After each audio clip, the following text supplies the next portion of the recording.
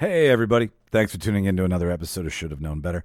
I'm Michael Petro, one of your three hosts. This week on the podcast, we're talking about our homes. Specifically speaking, where we've lived, our housing situations over the last 15 to 20 years. Podcast starts with us talking about moving out for the first time and how daunting that task may be, learning about paying bills and upkeep of an apartment or a house if you were lucky enough. Roommate situations, nightmare roommates, great roommates, friendships that have formed from living with random strangers or shared accommodations, and then slowly working into looking at buying a home and what that entails, mortgages and home inspections and the nightmare of upkeeping of a home, or how much you enjoy the upkeep of a home, if that's you out there, and many, many other topics that fell in between both of those 2 points. Second to that, anybody who's listening to the show, we've affectionately decided to dub you Shoodies, which is just short form for being a fan of the podcast. So if you're tuning in, you're now a Shoodie.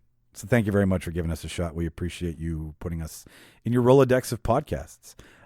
So without further ado, I'll let you get into the podcast and find out, as always, should we have known better?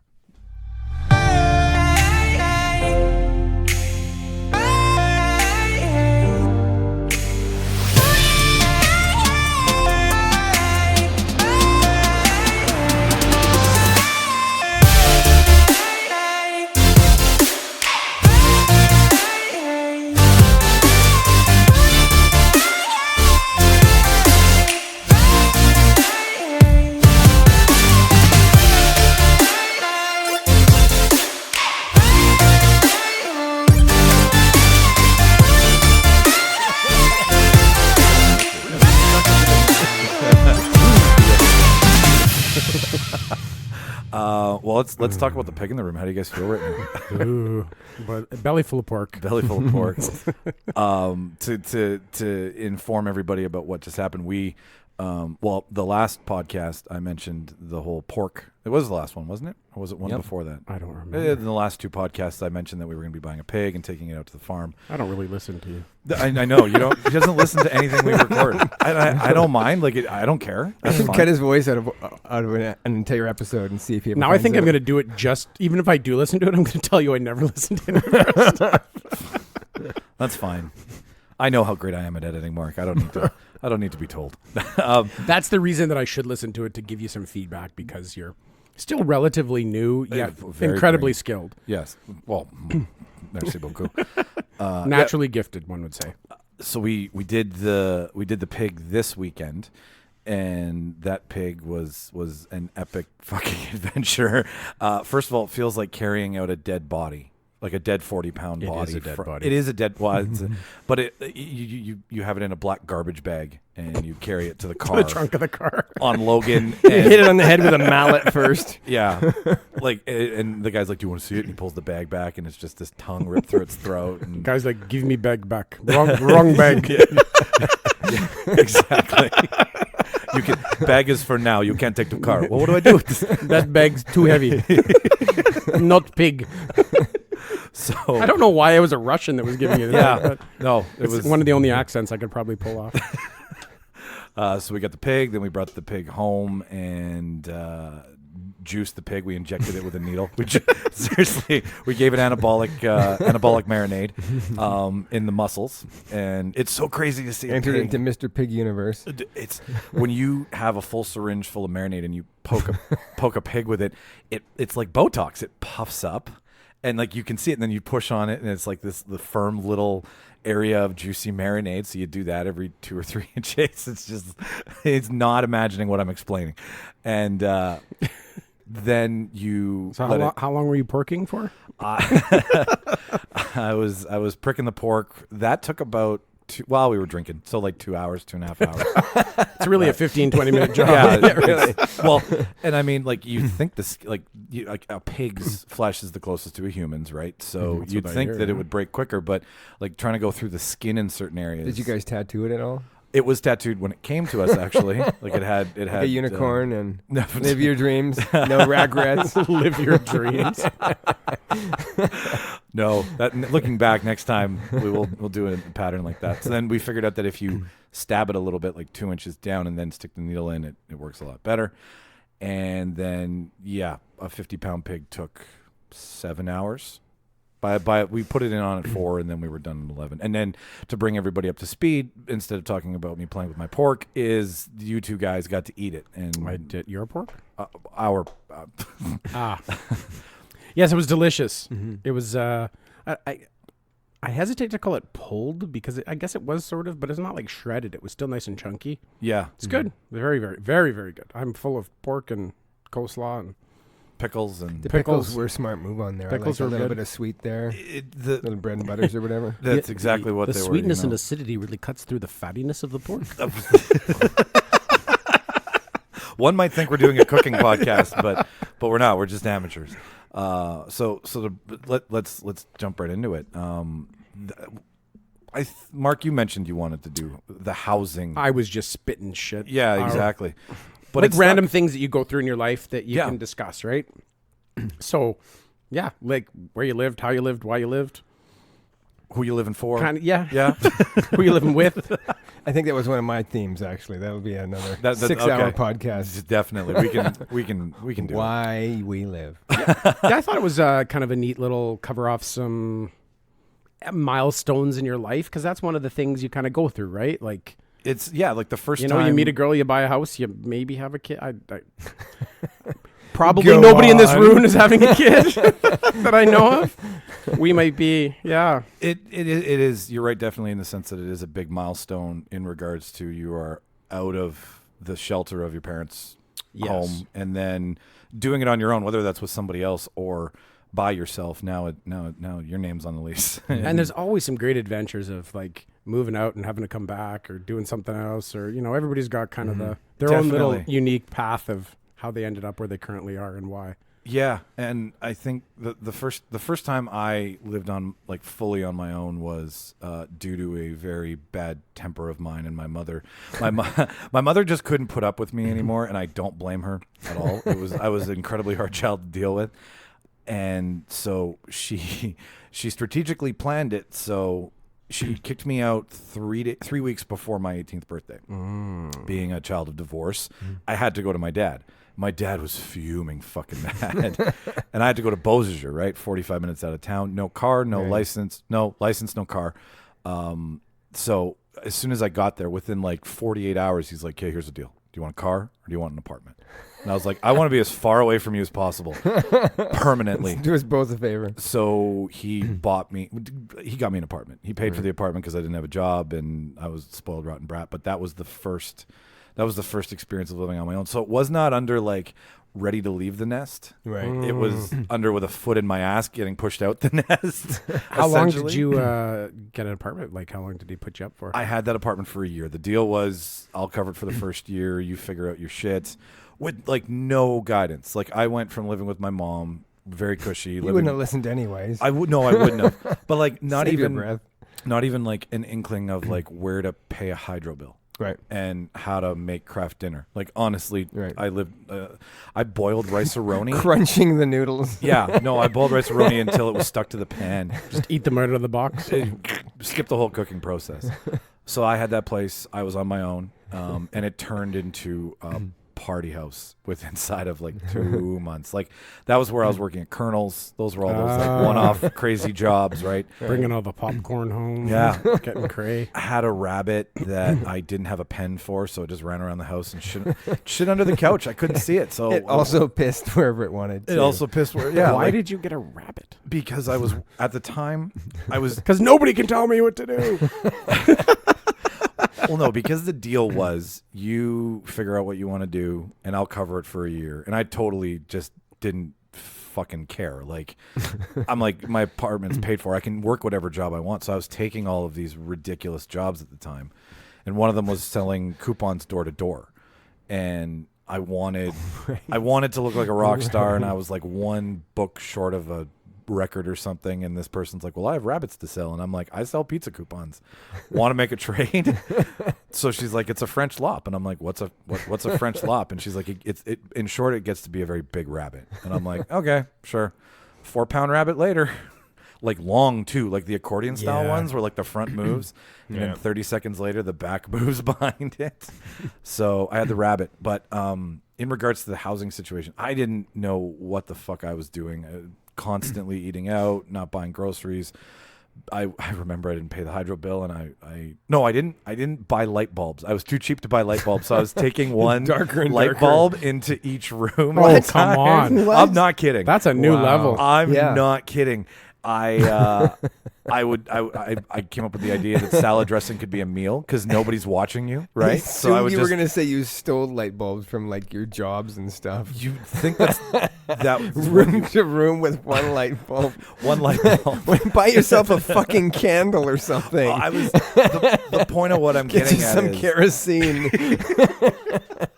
the point I'm trying to make is that like more stories will come up later, but this situation I was pushed into violently, and only because I was desperate, right? Violently. Like- hi, would you like me to pay for your apartment? Okay. Well, no, like I was bounced off my mom during a really bad time, and then my dad was like out there with a trash can lid, like ching, bounce him off again back to the city. So it wasn't this like Right. it wasn't my son's off to challenge the Right, world, right. and I'm going to help him move. It sounds like you didn't really prepare for it mentally or anything. either No, along I the had way, so it sort nothing. of, like dropped, like suddenly surprised you. It was Reasonable timing, but suddenly surprised. yeah. Don't go softly into the night. No, Rage against the dying of the light. stomp into every room, make an entrance. Rage against the dying of the light bulbs. It's a great Michael Caine, by the way. Michael Caine. Like I remember the first, like when it was time for me to finally move out, I had no idea. I had never really occurred to me, and then my parents came to me like, "Yep, well, you're not in university anymore.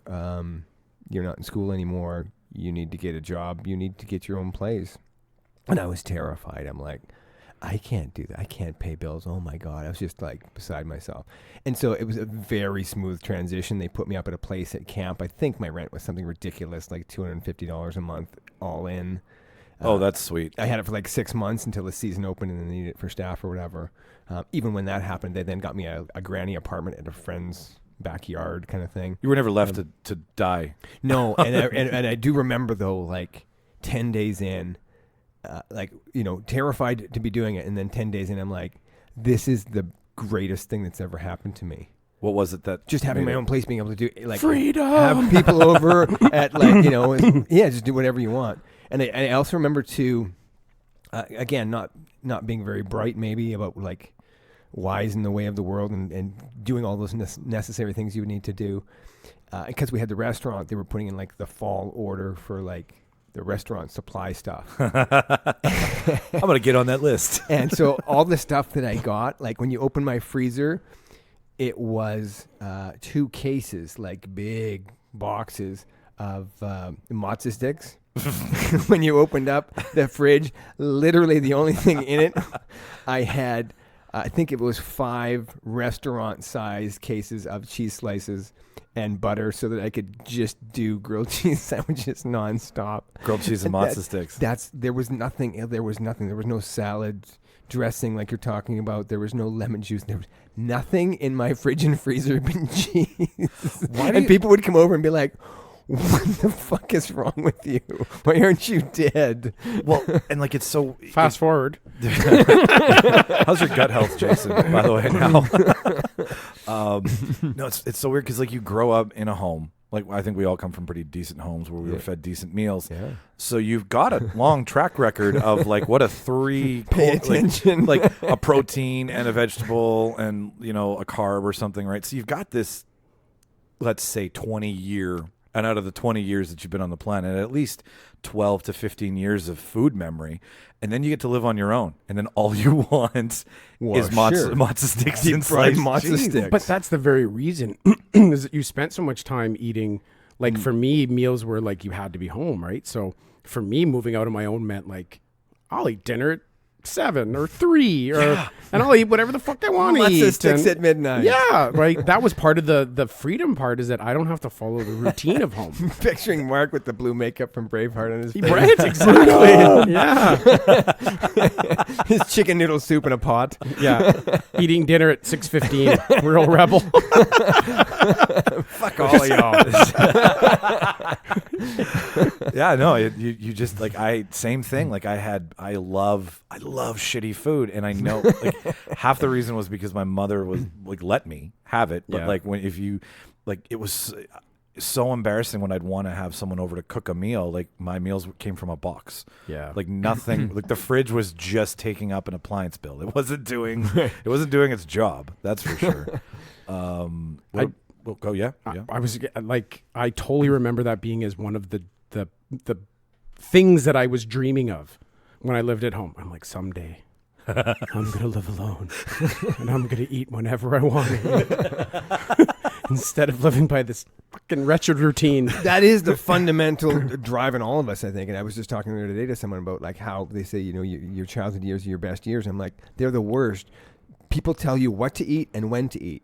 Every single fucking day, every single meal. Yeah. What's more torturous than that? Yep. If someone tried to say, oh, yeah, now you have to start eating these things at 7 o'clock, fuck you, we're not doing that. You can leave. Oh, God. I'm doing my thing. Shauna and I eat dinner 8, 9, 10 o'clock at night. Like, definitely against what they tell you. Can you imagine? You imagine having to eat a meal now that you didn't like? Food that you couldn't stand? At home, no. I mean, we still run into it when you go to like a relatives or something, and you're just being polite, kind of deal, go to a right? potluck, that's on you. Yeah.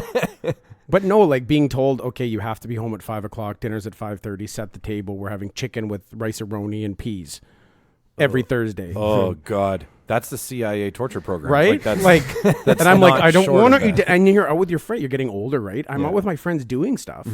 And I have to be home at 5 o'clock every day. Like, no matter what we're doing, you go out in the afternoon, I got to go home for dinner. What are you going to miss out on that they all get to do? Yeah, and it wasn't like a case of I could just not be home for dinner. Like, that was a really big deal if I didn't come home for dinner because my parents were, this was my stepmom at this point, but was very, you know, and I'm like, no, I'm going to go out on my own one time, and I'm not going to vacuum twice a week, and I'm not Oh yeah, like do you remember the first time you had to clean your own apartment? Like eventually, I remember things just wouldn't be clean, and then I'm like, oh yeah, I'm responsible for this. like the dish only holds so many dirty dishes. You can only hide them for so long before fruit flies start to become a roommate. But the thing is that I like about that is you are completely aware of it. Yeah, everything that's in there, like, you know, if your deodorant's not where it's supposed to be, it's definitely something you did. So like trying to remember, you know what I mean? Like, or whatever it is, like whatever bizarre thing, like if the milk's left out, it's because you're an idiot. And that's like it's so much easier to deal with it when it's your own fault. You're getting it. The whole point of the first time you go, Mom, and there's silence. Like there's nobody there to blame or shift. And then that also happens. But that was when I was 5. Sorry. We know you were on an accelerated path. I'm just joking. That also happens too to our parents when we get older and leave. And then, you know, there's a certain point where like, oh, okay, my parents are in their 50s now and we've all left. And if someone's put the milk back empty, it's like, it wasn't me all along. It was one of you two. For 20 years. You go ahead and fight it out now. Your dad's been blaming it on you. Yeah, exactly. You got the blame post. Must be that fucking Jason. I like the coming home whenever you wanted to. The first time that I moved out and went, it's 10 o'clock, and I'm like, nobody's at home. I fuck the clock. Like the first time the no curfew takes into effect, the first time that you can have people over whenever you want, that there's so many freedoms that looking back, it's the best thing ever. It's the best thing ever. And if you're not, it's to me, I relate it to like a 17 or 18-year-old kid getting drafted to the NHL, and here's his first $5 million a year contract. He's obviously great if he's getting $5 million his first contract, but nobody's teaching him how to hold that money, save that money, spend that money. So now it's like I had no roadmap on, you know, when to come home, when to go to bed, when to clean, when to not. Like, you made $100 mistakes. He makes $100,000 mistakes. It's all relative, right? But yeah, it totally is. And see, I can't relate to like you're talking about getting a place on your own when you're like 18. Well, I can't relate to that at all because I never lived on my own, truly on my own. Until, like, I don't know, I was 30. Yeah, tell us about that. Like, so when I moved out, I moved out from my family home, I guess, with my dad and my stepmom at that time, and my step-grandparents at that time. So there's a house full of, like, 5 or 6 of us. Yep. And I moved out to live with my mom just for like a year because she was moving back to the city. She'd always lived outside the city. So I went to go live with her in a condo just in Osborne Village. So I lived there while I was going to university just for a year, and then she was selling the place and moving somewhere else, and I got engaged to my kind of longish term girlfriend at that time. And so we moved into an apartment together, like close to downtown. So I went from like the home to living with my mother to living with my fiance. You were doing this in 1950, were you? and then we lived in an apartment, and then we bought our first condo downtown. And then I lived like in Osborne Village. Then I lived behind Portage Place in an apartment. And then we bought a condo just off Broadway. And then we lived there for a couple years and worked right downtown. And then, yeah, like I never lived on my own till then. We went and house sat for my my wife's parents when they went abroad to teach. And it was a kind of a deal that we were going to sell our condo. We could live at their place for the year that they were gone, and we would save all the mortgage payments and stuff for that year to be able to save up for a down payment and buy another place. And then after like 4 months, her dad came back because he didn't want to. Left her mom over there, and he came back. So he ends up living with us. The worst of both worlds. Yeah, and then she comes back early, and I'm kind of like, well, we kind of made this agree. I think it was actually 2 years that they were supposed to go for. And this thing went so short. So I'm like, we're not saving all this money that we were supposed to save. Now we're kind of getting screwed. Yeah, we saved enough to go on a trip. And they're basically come back, and they're like, okay, we'll go and buy another place. And we don't have enough. Yeah, we don't have enough saved up to put a down payment. We ended up buying another condo anyways, but that was right around the time my relationship was dissolving. Right. So, and I kind of got, so then I moved out with a buddy, and that was the first time that I wasn't living with my wife. We could go out and do whatever we wanted, but you still kind of have that tie now to your partner. Sure. Yeah. Where you're not didn't have that single guy experience that we had when we first. And then not till I was like 20, oh God, what at this time would be? I'd be 27. So there's an interesting thing forming here in the room. Jason, when did you do your move out thing? Like, how young were you? Like, roughly. Probably 19. Okay, yeah, I was 18. So 18, No, 19. 20, I guess. So now I know why I let a rabbit shit all over the place and you had matzo sticks. I want to know what happened to Mark at 29. If you did it, did you rebel? Did you like regress back to like an 18-year-old and be like, now I can fucking do it? Or were you well I was adjusted? living with a buddy. Okay. So renting a room just from him, and we lived together. We worked together. So we would just we went and partied lots. Sounds like you were married. Right? Yeah. But we went out together lots. At that age, I was just kind of starting my job, and we'd get like big 4 days off, and we'd go out and hit bars and drink and party, and fucking you could have girls back at any time, right? Yep. And ordering Frat get house. back at 2 a.m, order pizza, stay up till 4 or 6, or it doesn't matter. Oh yeah. Right? Sleep the day away the next day. Nobody telling you to get up or do anything. We didn't live in squat. We didn't live in a dirty place though, because we're old enough that we didn't like living in a dirty place. And you can afford a better Yeah. price too, probably. So we would get up and pick up the pizza boxes and throw them out and stuff like that, right? That was the only difference. We were still doing the things that I wish I could have. Like if I would have moved out when I was 18, I couldn't have afforded to party and live like we did when we were there. We both had nice cars. We both had money. Right. We had career jobs. So we could apartment. Yeah, you could go out and spend like $200 in a night, and it didn't matter. When I was young, I'd have $5 to spend in 2 days, right? Oh man, yeah. Like this apartment that I first had with the shitting rabbit was in a basement, so it was a basement apartment. Yeah, and I remember we locked our keys out one night, so we just walked over to the window, and it was like January 10th, right? Super cold, and we were like trying to tap like the ice off the window to like open the window to get inside, and my buddy just hoofed it. Plain glass window, shatters everywhere, right? Those are things you don't do when you're 29 and have a stable career in a car, right? Not usually. You'd call somebody, right? You go get a kettle and pour hot water on it. Yeah, you'd think before I know how we'll do this. We'll just tap the fucking frost off the window. So it was a different order of doing things. But then I lived that not having freedom later on in life. And I think that's part of the reason that probably my first marriage fell apart, was that I didn't get to live that young life, right? Like we talked in the past before, like I got to university before I was 18. Yeah. And I got married like you were on pretty an young, accelerated life right? I got plan. married right when I was just before I turned 25. We'd been together for almost 10 years. It was a long process, right? Like I did everything young, and then suddenly at like 28, I reset. Right. And like, boo, I'm back in. Took the cartridge out, blew in it, put it back in. He's Yeah. like, this is a whole new game. I'm like, yeah, we're going to do all this kind of stuff. And then that kind of went from there. That's Well, it's interesting too. Like, you know, when you talked about the difference between doing it older and doing it younger. Like when I did it younger, I mean, it sounds like a horrible lifestyle, or you know, I loved it though. I loved like every it was minute of so it. much fun. Like I said, the light bulb went off. I'm like, this is the greatest thing that's ever happened to me. And and you know, the flip side of it, the only downside of it was I was terrified that I couldn't pay bills, couldn't be an adult, couldn't blah blah blah. Which in retrospect was the dumbest thing in the world because everyone does it. Everyone does it. And just I had figure it out. And I had a full-time job, and all, like, you know, I wasn't starting like, oh, now I got to find a way to pay these bills.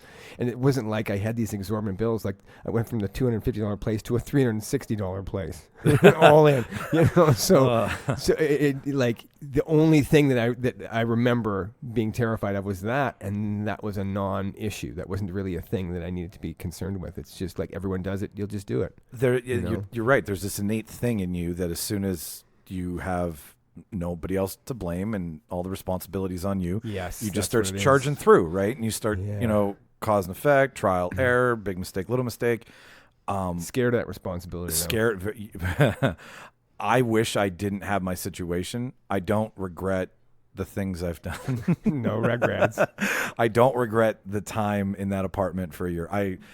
That's I where bet the rabbit does. Oh, the rabbit. My But God. he's still in therapy. That rabbit went to a petting zoo somewhere out by Gull Lake and probably lived with PTSD, I'm sure. You of it. don't have to lie to our listeners. No, we know I- there's no petting zoo up there. We know what happened to him. I swear my stepmother took care of it. That's Yeah, what she told me. I bet she Yeah, did. there's probably no petting zoo. He's still alive on the farm.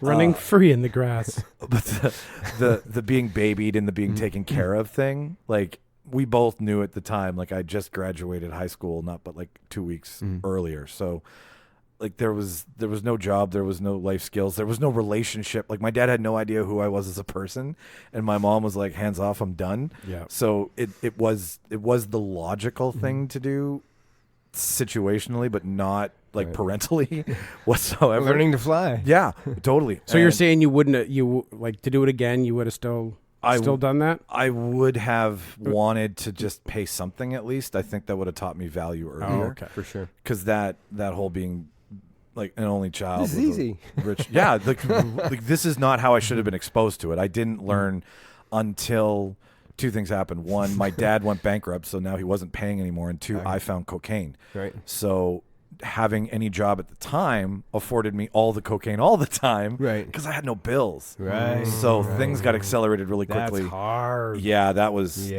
the first time. And then so I lost the place because he's like, I can't pay your rent anymore, and I'm like, okay, I'll pay it. And then like it was like 3 months before the lease was up.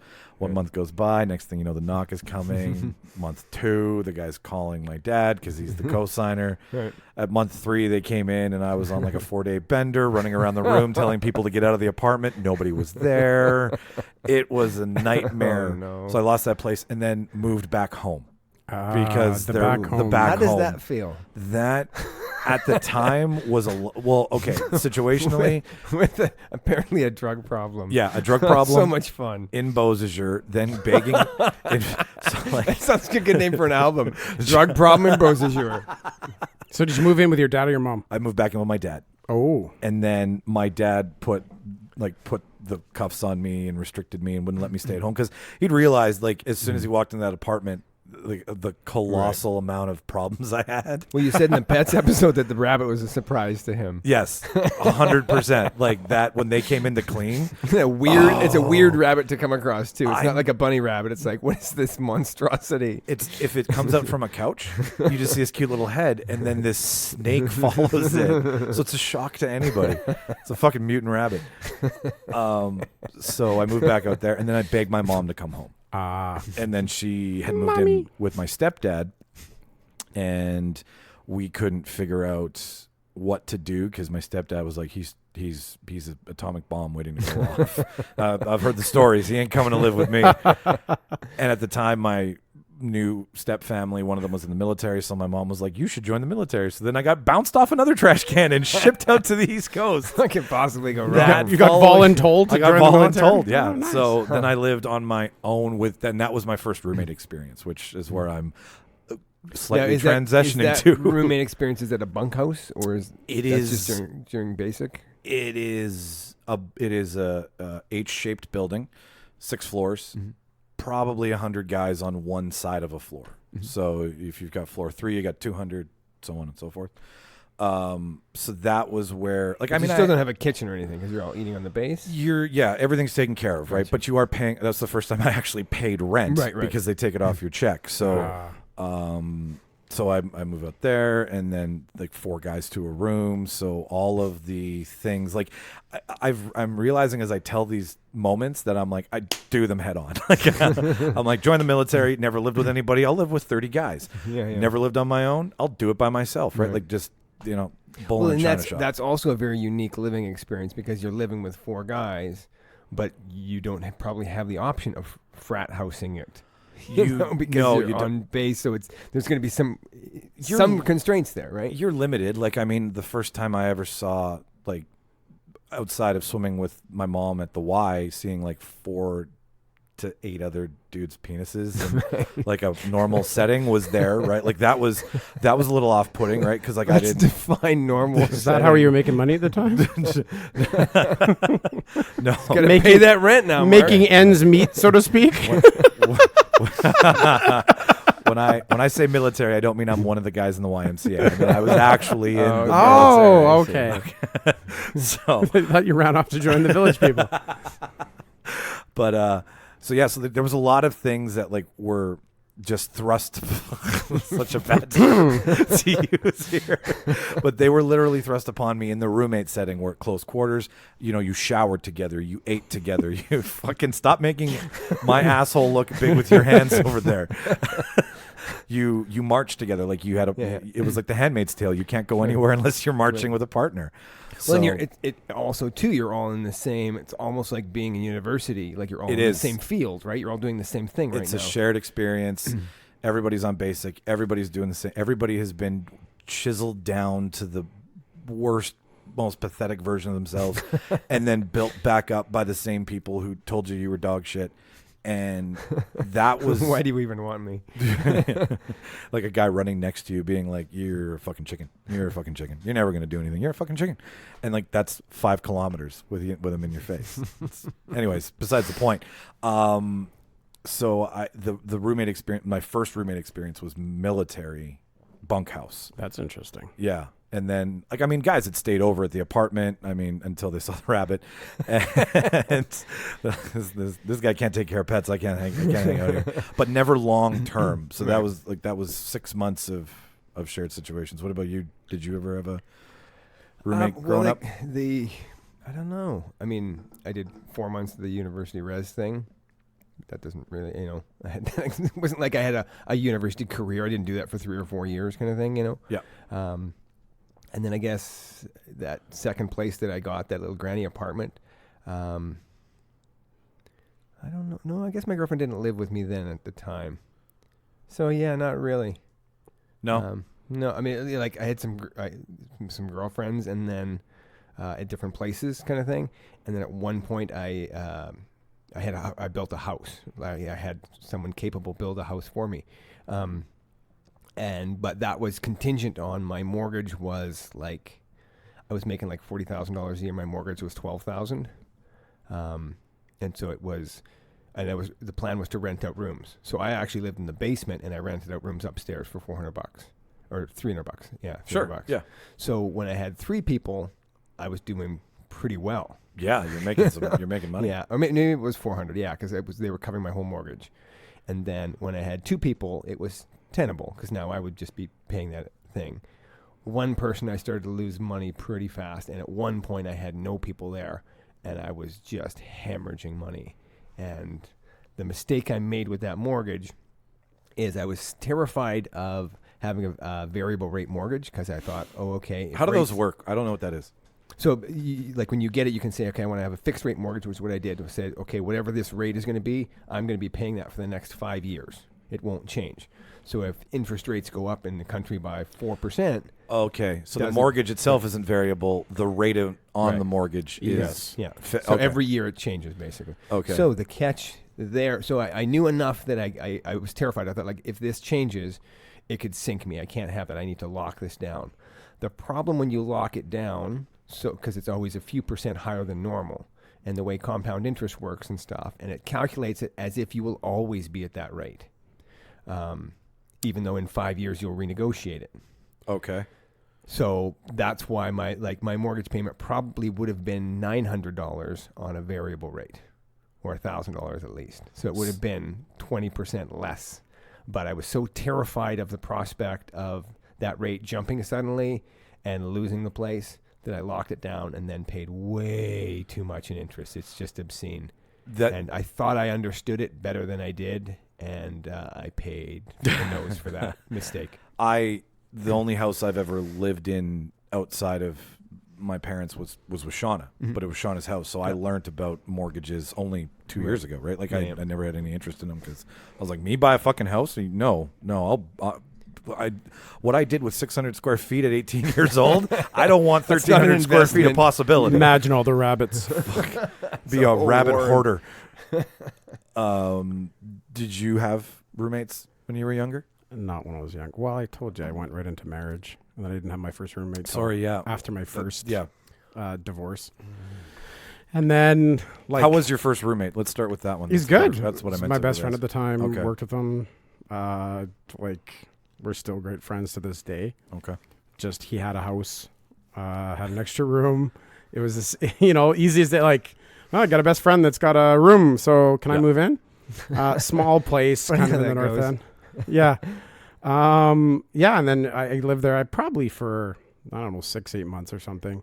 And then his girlfriend at the time was going to move her in, and he kind of voluntold me to leave.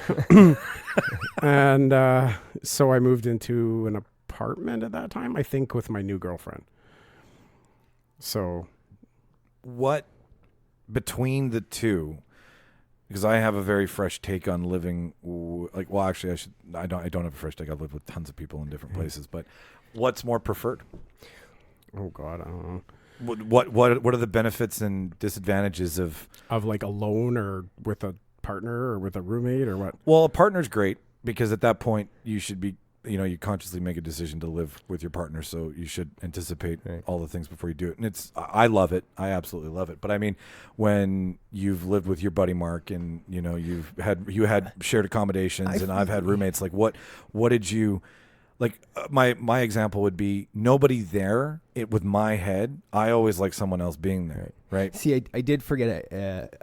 I did have a couple unknown guys I didn't know as roommates is second year when I went back. It was only for 5 months, but it was these people wanted to sell their house. I couldn't get into res the second year, and so they couldn't sell it. They had to move away to Toronto, and so they just started renting out rooms to try and keep the mortgage going, kind of thing. And so there was one guy who was about 2 years older than me in his last year of university, and then there was a really young guy. He was like 16, I think, and he had pretty severe ADHD.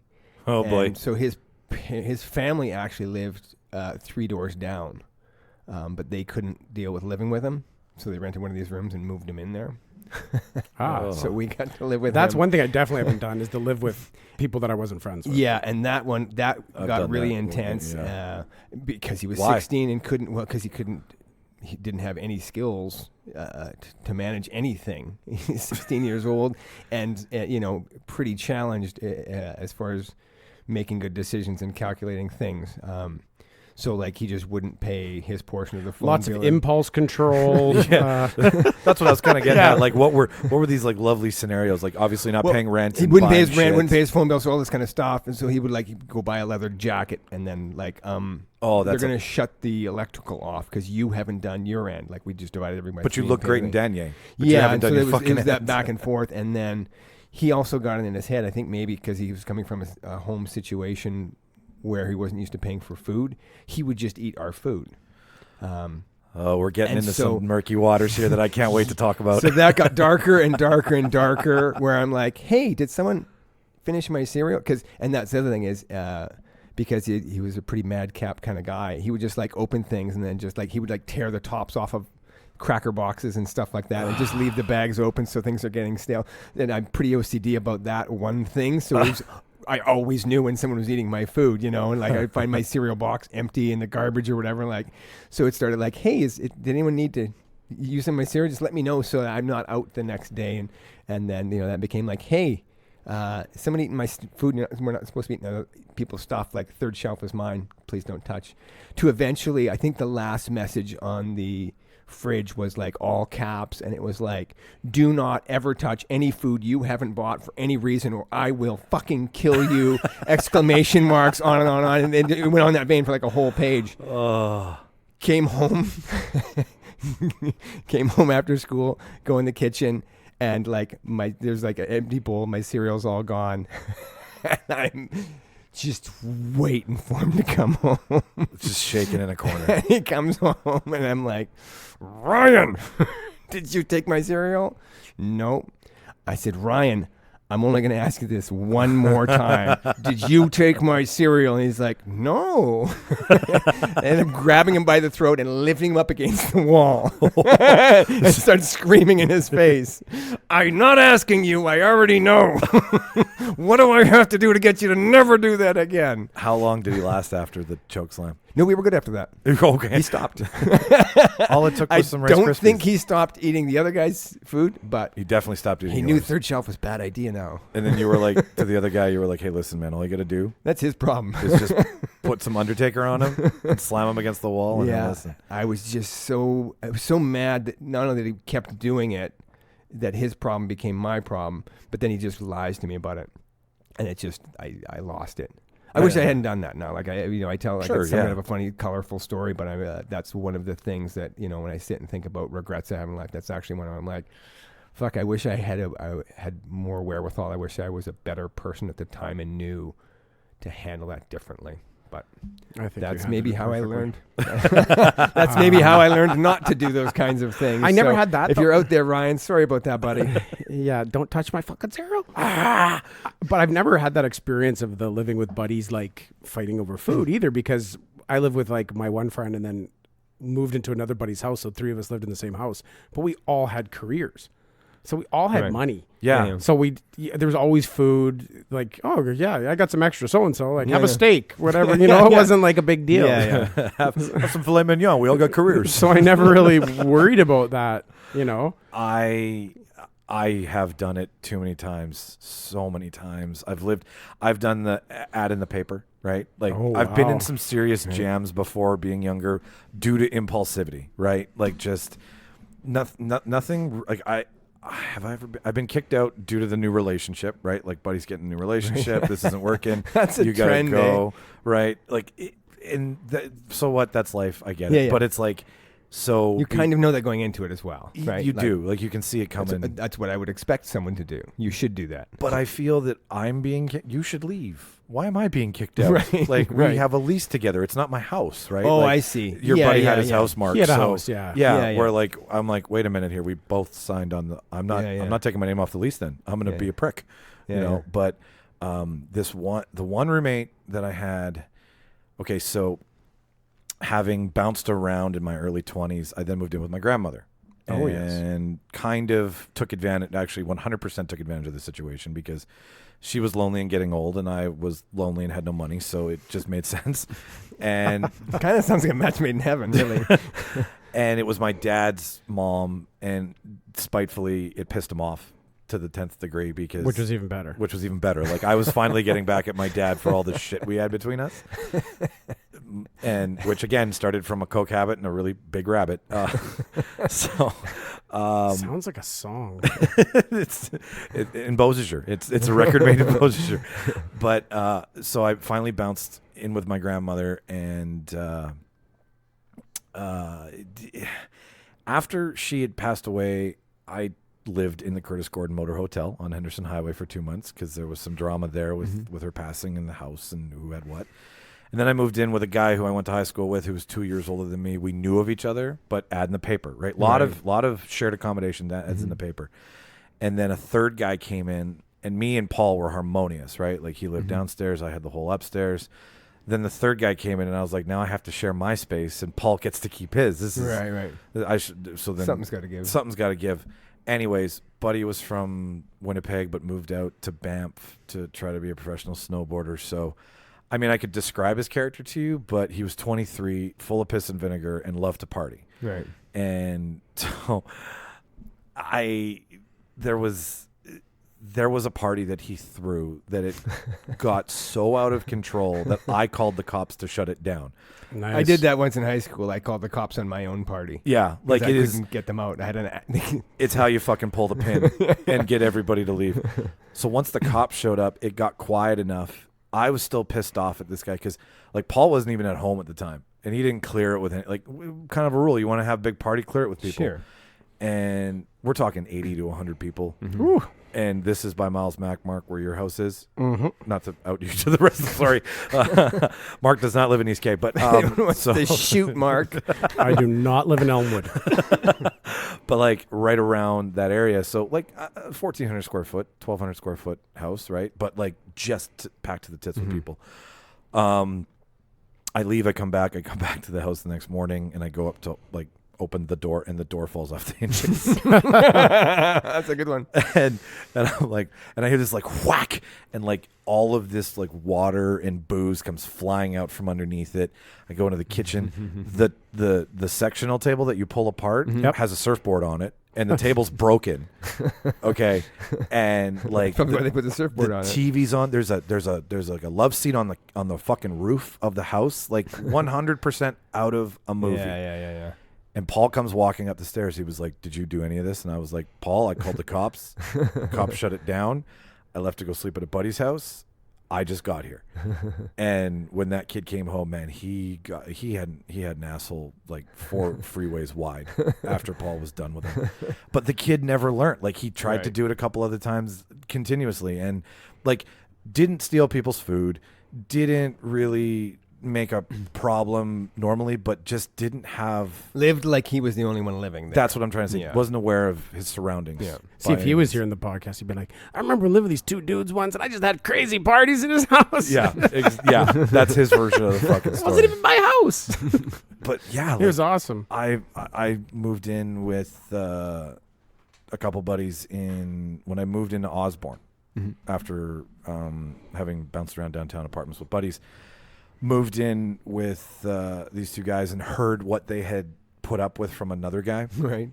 which is it really, really like shitty, pun intended, coming down the line here. Really shitty scenarios, like stole money for drugs and sold shit, right? Like the regular laundry list.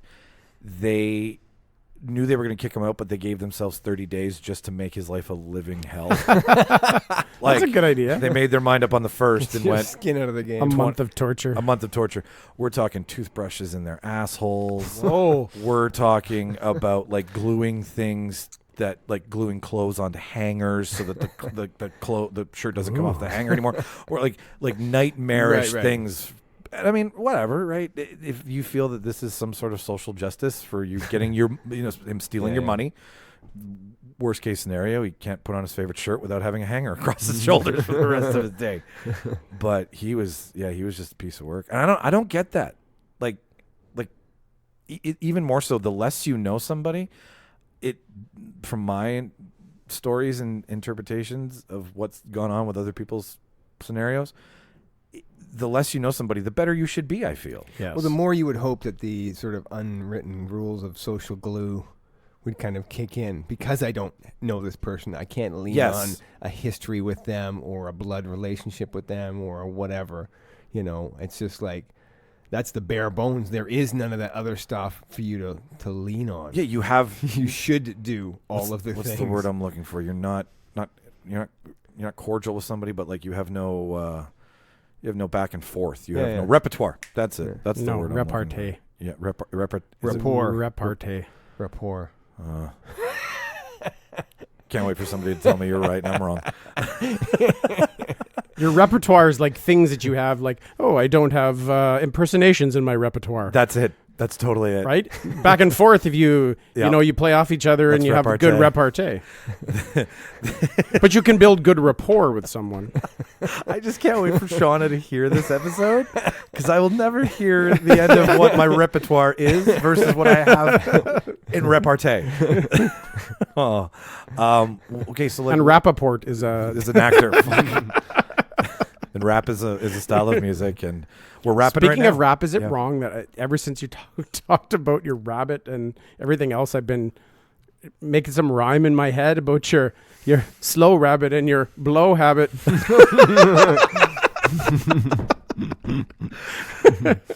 I am very impressed that you came up with that much in the background of this whole podcast up till right now. Tuning us out.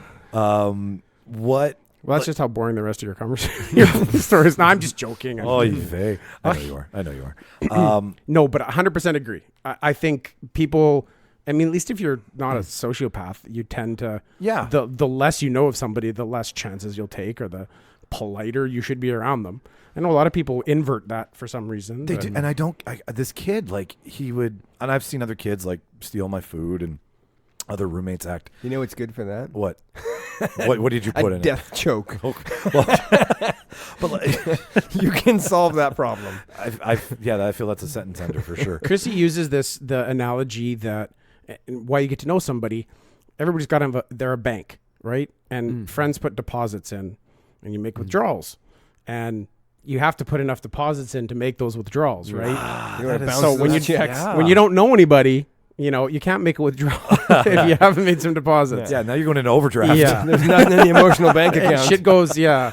But if you know somebody for a long time and you do good things to them and you become good friends, you put a lot of deposits in the bank, so you can probably get away with a lot of things, You can't. Yeah. right? Or Yeah. you can ask for a lot of favors and things, But yeah, overdraft. There are certain things that I've had with the list of roommates over time that I still talk to this very day that, like, yeah, there was things, and you know what, you give leeway because you have a repartee with them. You did I do that right? Sure. But yeah, I think you're right. They're slightly sociopathic when they come into a home and they're like, all right, where do I put my stench? I'm going to rub my ass over everything, claim everything, take everything, and look at you like a deer caught in headlights when you call them out on it. Yeah. This or that. Yes. Those people are destined for horrible things in their lives. I want to put all those people in a house together and make a reality It's called TV Big show. Brother. I was It going to is- say, yeah, that sounds. Why I paused was because I think I'm describing Big Brother. But you interview people who have the worst living skills Right. in a shared setting, right? So you get America's worst roommate. That's Yeah. exactly what, like Canada's worst driver, right? Like sloppy people who don't clean up after themselves, people who don't pay the rent. Like just watch all the infighting after a week. They'd choke slam each other. Yeah. They'd be just Jasons by the end of the week. So you haven't. That's how you get kicked off the reality show. You get choke slammed out. You haven't owned any place of your own. You've never bought a place. No, I have not. You've rented and lived with Shauna, who owned the place. Exactly. Okay. I've lived in other people's houses. I've rented, and I've lived in Shauna's house. Yeah, and Cool. that was the first time that I got a really good exposure to how the bank is involved and taxes and your mortgage. All the real stuff behind the scenes. All of a sudden it gets like, you think that living on your own in an apartment or condo, because a condo you're buying, but you're kind of renting. I don't understand how condos are really beneficial unless you're downsizing. But they used to be, but I think now Yeah, fees are so exorbitant here in the city that it's like my fees are the same as my mortgage payment, plus I have to buy the thing. Yeah, that No, seems not like you're doing that. you're renting to own Yeah. potentially. I do understand how it's a great starter to get to a house because you're building equity, and at one point condos were a lot cheaper, so like $130,000, $140,000 condo to then get your $280,000, $350,000 home. You're trading up, you're punching up, right? But no, I've never been at the bank's beck and call, but both of you guys have. So what, like, where do you lie on renting versus owning? I guess because I'm a renter. I've done lots of both. Yeah. I've owned 2 condos and 2 houses. And a partridge in a pear tree. I was going to play this game. We were going to do all the different kind of living arrangements, and then we'll see who in the rooms like live there. Like we're going to be like, high-rise apartment. Diagram. Been there. Townhome. Yes. No, you don't have a townhome. Yeah, okay. Yeah. But it's kind of like the leasing versus buying a car thing, right? It's for every person individual. Like in certain times of my life, renting was the better option. In other times of my life, buying has been the better option. If you buy the right place that appreciates, and you're not in a shitty neighborhood or whatever, and you're going to stay there for a long time, then it was the right idea to buy. Like, I'm glad I lived in those houses when I had them, and I still have one. But at transitional times of my life, renting was the best idea. Because if I would have bought, sold, like you would have got screwed with all of the transfer fees and all that. Yeah. That's the part that really screws you with home ownership that I found, is that when you're first buying a place, there's a lot of expenses. Right. But once you're already there, you kind of settle into it. Right now with the land transfer tax, it's ridiculous. But just in short, what is... It's basically something the government invented that they can somehow collect tax on something they have no business collecting tax on. For the privilege of Mark sells me a house, he transfers the land to me. The deed transfers from his name to my name, and so we want thousands of dollars. The government found a way to tax the transfer of the deed from one person to the actual ownership on the property roll. And it's like, for me, when I bought my house was like $280,000 or something. It was like $5,500 or something like that. You just have to come up with cash for a form. So you can't bury that inside your mortgage. Yeah. You have to have it. It's like having an extra part of a down payment you have to have. And that's closing costs. Yeah. Shauna sold her home privately. She didn't sell it with an agent. Right. We knew a guy. I work with a guy who buys and sells properties and rents them. So I was like, okay, who's your guy? Because you obviously own 5 houses, so you must be doing something right. He came over. He said, if you got to buy or sell it. Would she have had to pay that doing it privately? I mean, anytime there's a transfer of property. Okay, so the lawyers take care. And they get their piece. That's where they send you the big bill of, you have to pay this and that, and then they hold it in trust back and forth. Unless you know a lawyer who's like, I'll scratch your back. That was.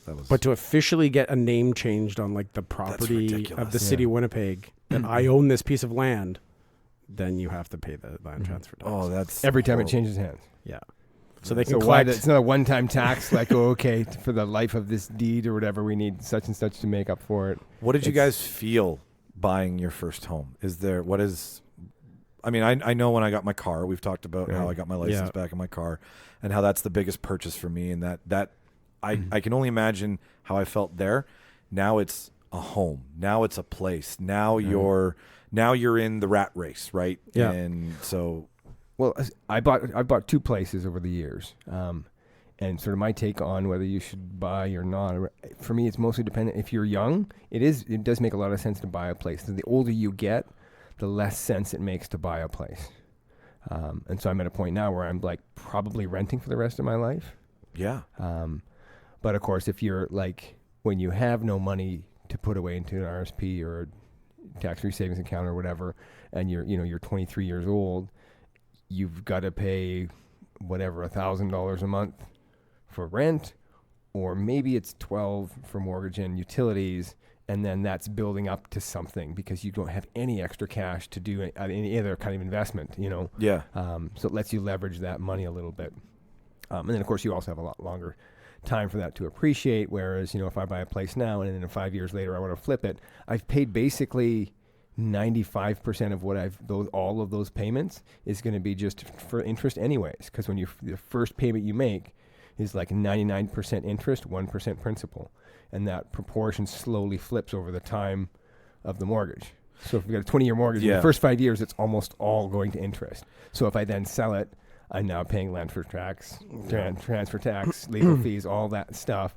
And then if I'm going to another place, and so how do I ever get good on that, if I'm not going to have a place that I'm going to be holding for 15 or 20 years, Then it is a complete wash. I don't have any real bad experiences with home ownership, but I also I never bought like a dream house. I never bought like, this is the house. I have friends that I have one friend that just saw the place of her dreams, and just like I knew as soon as I saw it that this is my place. This old house. Yeah. I have another friend that's looking at one is like, I'm in love with this place. I need to figure out how to get a mortgage because I need to live here. And I never had that experience. It was just sort of like, oh, okay, this is another financial way to pay for my shelter. Yeah. There was also a time when I think when I built my first house, it was rent at a decent place was almost as much as your mortgage payment was anyway. Like there was a lot of parity there. Sometimes it was almost like, well, my mortgage payment is almost cheaper than what the rent at this place would be. Yeah.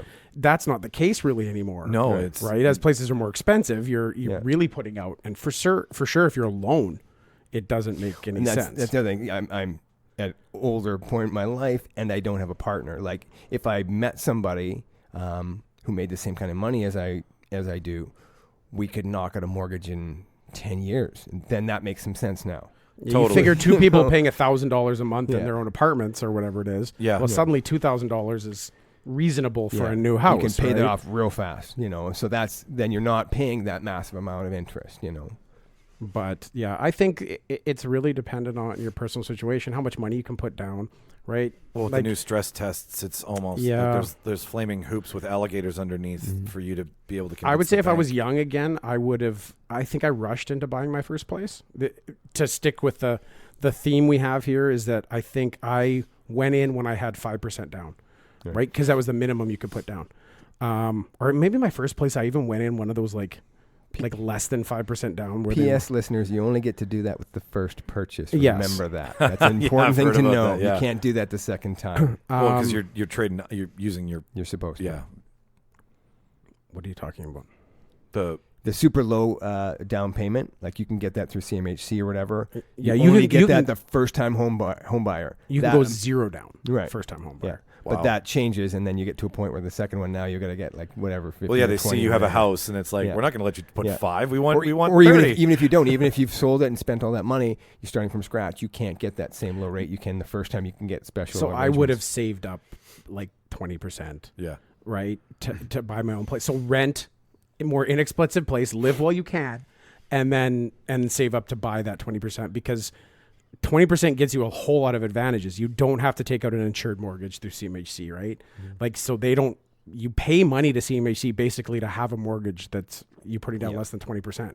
So it's another $5,000-$6,000 you're paying to CMHC, also right? a few $100 more fees, right? Yeah. So, but if you can save up 20%, you don't have to, and you're also not locked into a CMHC mortgage. You can go with anybody can give you a mortgage, right? So it opens up the possibilities for getting mortgage through different means, which means you can get better rates. Right? Because you don't have to have an insured flexibility. Yes. Whatever you decide is most important. So there's all these advantages to that. And I think having to do it again, I just would have waited. I was got like everything in my life. I want it before I can afford it. Yeah. And then I just find a way to make it happen. And then I'm paying for it now still. Right? I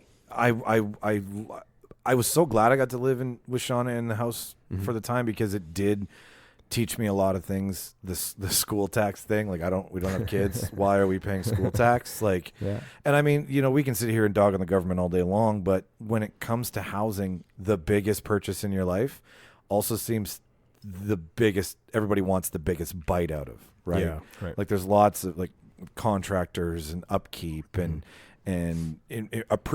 appreciating your house, I guess is the term I'm using, where you add value to it, right? You take out a second mortgage on your home and you upgrade your kitchen and your living room. You no longer have a $500 window mounted air conditioner that goes belly up and has to be replaced. Now it's a $4,000 ground unit that you have to replace when it goes belly up, or which like I look at the scale is different. The scale's totally different, and that's the big difference between owning and renting, right? Is something wrong with your heat and you're renting in an apartment, well, you go complain to somebody. Yeah.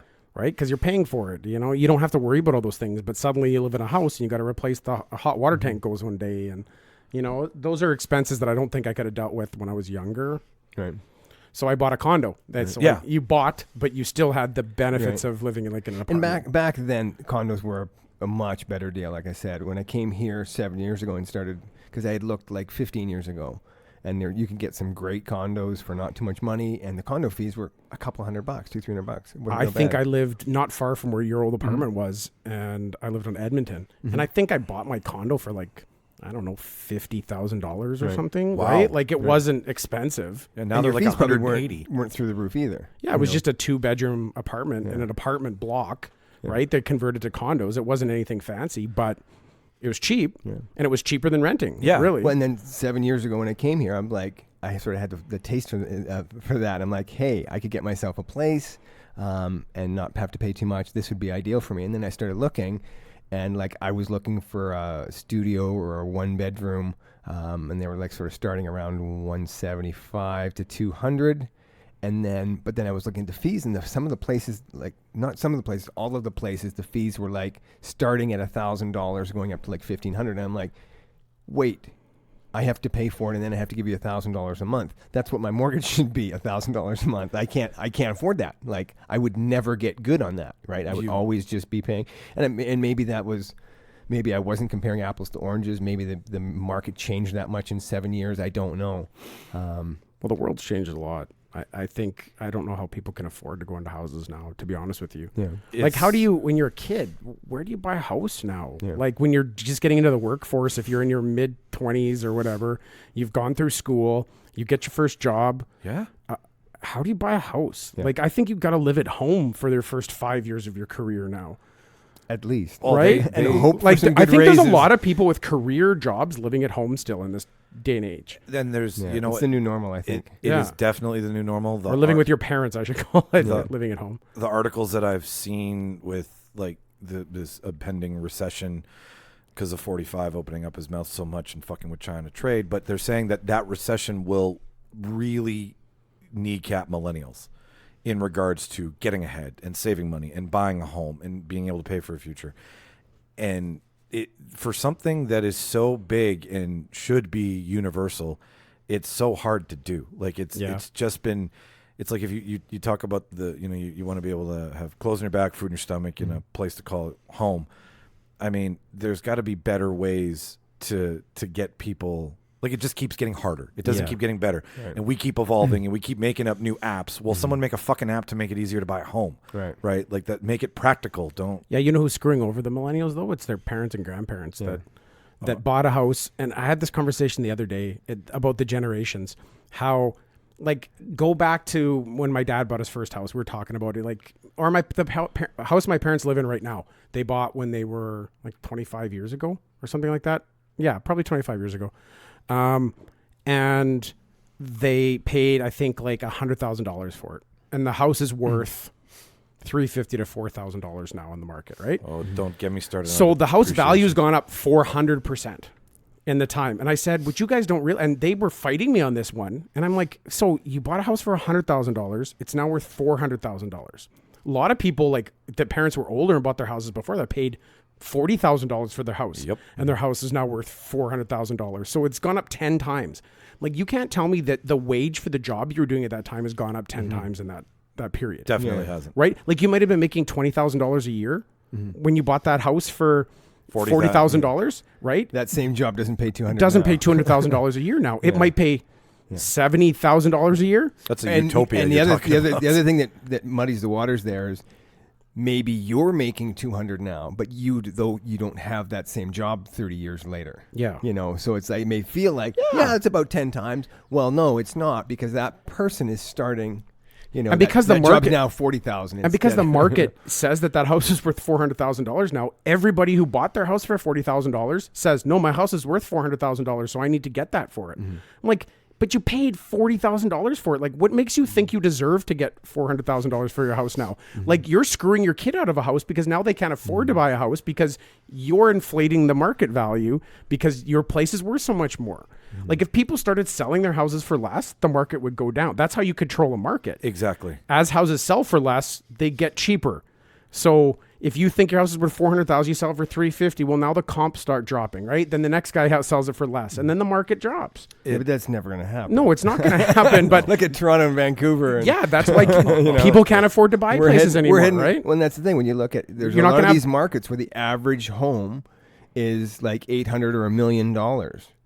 So basically, there's like the vast majority of the population can never own the average home. They can grow up in the You know? town that they have everything in and not be able to live in it. Yeah. How does that make any, and then throwing the non-residential tax in there. I mean, yeah. And how many people own 5 or 10 houses and just rent them? And it is right. And you're right when you talk about how the market keeps going up. It's like, well, that's a great place to literally park my money. Yeah. Right, because it's an always up market. Like how often the stock market's going to crash. It's also something people in the back tangible. lane are going to crash before the fucking housing market. Yeah. crashes, It's something tangible right? that exists as well. Like I own something. Yeah. You know. And I don't like appreciation and depreciation. I think those. I think if you buy something for X amount of dollars and you add to it, that is, like, I agree with you, Mark. That is the only way to make your house worth more money, by putting work into it. I don't think that $100,000 home that has $300,000 worth of value comes from nothing. Right now, But- on the but flip side of that, I watched. The value of that is 100% driven by the demand for it. Yes. That's It is. you can't. There's no way around that. That will always be that way. Now, to not be a hypocrite, I watched, like, when Shauna sold hers, she got away well, right? Like, because of this market. But right? here's the thing: she got away well. It appreciated a certain amount. She made some good money there. She sold her house. Now, if she goes to buy any other house, they've all appreciated the same amount in the same amount of time. So let's say she bought it for $100,000 and got $500,000 for it when she sold it. If she then goes to buy another house, a newer house, a house in a better neighborhood or whatever, I know where you're getting. it's also $500,000. Yeah. You never actually, You're never really ahead. you never get that money, and you never have that money in your pocket until you're dead. Yeah. And even like- then, people are biting out. But people were chunks out of doing it. it when it was appreciating so fast. They were getting in, selling like one a year, Yeah. right? So Yeah. you were riding the wave of appreciation. Yeah, and getting better and better places. Because houses as you were go. going up 10, 20% a year, right? It's That's ridiculous. And I remember when in this province, like, what mortgages were at 20% at one point, like, I don't know, around 30 there back years in the ago. day. But the houses were cheap back then. They Don't were let- Don't cheap, let them yeah. fool you with Yeah. their 80% mortgage, right? They're buying a $20,000 house too. So Yeah, no, it's Funny all story. relative. I hope I haven't said this in the podcast before, but when my folks were young and they were broke and living in Winnipeg, but they would do, because they couldn't afford, like, to go out to eat or anything, so they'd go to all these open houses for these really beautiful homes. And they would just dream big, right? And, Yeah. So they said they went to this one place and had, like, this sunken living room and the vaulted ceiling. It's just a palace, like a 4-bedroom, this huge palatial yard and everything. And my mom told me that my dad pulled her aside and held her hands and stared in her eyes and said, "Bev, I promise one day I'll buy you a $30,000 home." And now That's they so cute. laugh I love at that. Yeah. Oh, I'll get us there, honey. I'll put the time in. I'll get there's you also your there's going to be a palace. weird phenomenon coming on with housing that I've read somewhere, and it makes sense. Is that right now a lot of your, if you want to call them millennials or the sort of generation that's just getting into the housing market, their parents and a lot of them their grandparents still own property. So as that generation, the baby boomers, start passing away and dying off, Right. there's going to be this influx of property hitting the market because Millennials their kids can't own. buy homes, but they can inherit them 20 so years later. some of the kids own houses, well, their parents do, or they'll rent. And then as soon as the parents give up the house, then you're going to have that, the reverse, right? Then you're going to have a bunch of apartments that potentially open up because people are moving back to their family houses, and there's And also you're this also- big transfer of wealth that's going to be happening because a lot of the people in that generation that got all these appreciating their houses, right, or they're paying into their RSPs or whatever it happens to be, didn't realize they'd make that much money. So there's people dying that weren't rich people that are dying with hundreds of thousands of dollars in investments that are getting passed on to their kids. So there's going to be this giant wealth transfer that's going to change the whole market too. Well, the other thing that happens is it's just the only thing that's changing is the age. Like my parents, everyone bought a house when they were 20. Yeah. And then 20 years later, people couldn't afford it till they were 30. Yeah. And so what's going to happen is, like you said, Mark, the people who have these $500,000 houses that a millennial can't afford, well, maybe they inherit that when they're 30. That's how Exactly. the only way they get it. Which, I mean, it's a great if you can win that lottery. Yeah. But there's going to be a lot of people I that think aren't going to inherit anything, And I and they're think- just going to yeah. be super screwed. in this big wealth transfer you're talking about, Mark, I think it's going to be an oddity into itself because look at us.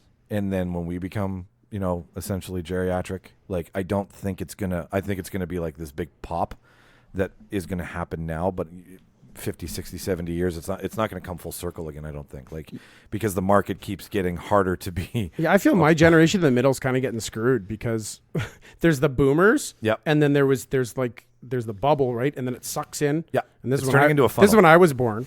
Yeah. And then all the boomers had kids and it went back out. Yeah. So we're in here. So we're kind of getting screwed by the two bubbles on either side of us. Yeah, fucking die already. Transfer your wealth. This is going to inherit from here, and we're Yeah. still going to be screwed in the middle somewhere. It's like Yeah. like male pattern baldness. It's gonna skip Yeah. a generation. Yeah, suddenly you're going to be at like your workplace, and your boss that has the nice house is just going to croak one day. But now his kid, who's now just started in the mailroom, is going to now have his house. Yeah. No, Is it that time already, Kat? Is it the hour and 20 mark? You know what? If It's that the hour. cat's tail on the keyboard stops this podcast, I'm going to lose my freaking I mind. got it. Let's move it. I got it. Because you know it's heading that way.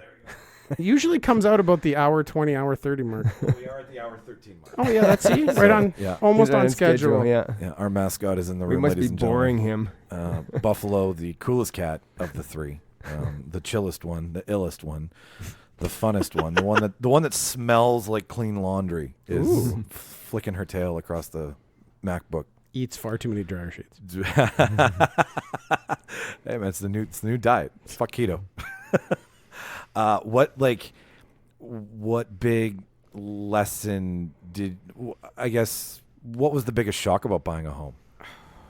The out of left field thing that you because you got to do the lawyer thing, Right. and you Already- got the real estate agent, and then you've got the bank. Like, you've got this perfect triangle of like things that you know nothing about. I think the biggest thing I was surprised with was how little I knew. Okay, what'd you learn? Right. Well, like you don't realize all the things that you're responsible for as a homeowner.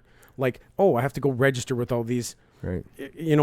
all the gas and heat and cable and phone, and I got to go get insurance, and I have to go pay the property setup for tips and the property taxes, And and I got to have a deposit on all of those utilities. Yeah. They want $800. And right? This guy Like, wants you got to $800. do all these fucking things, and I'm like, my parents were doing this all along, and I had no idea. They don't really tell you of all those things. Like, they say, we got to pay the bills. Well, what is that? Like, a piece of paper comes and I throw $100 at it. Like, fine.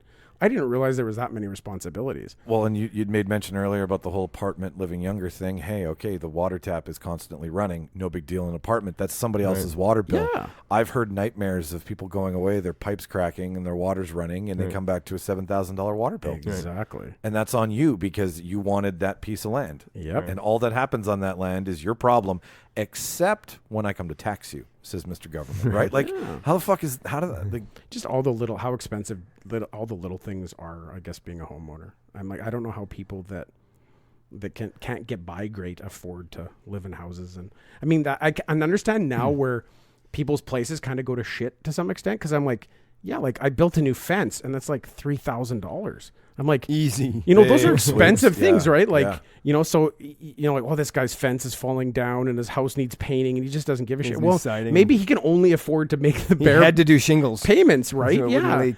Just like he can't afford to do a new fence. It's not free to put up a new fence. No, right? you got to talk to your neighbors, and then you got to see if they You want to don't- get in on it. You don't appreciate all of that you're like, yeah, it's expensive to you just upkeep a house. Never mind make improvements on Right. it, but Yeah. just to keep it where it is.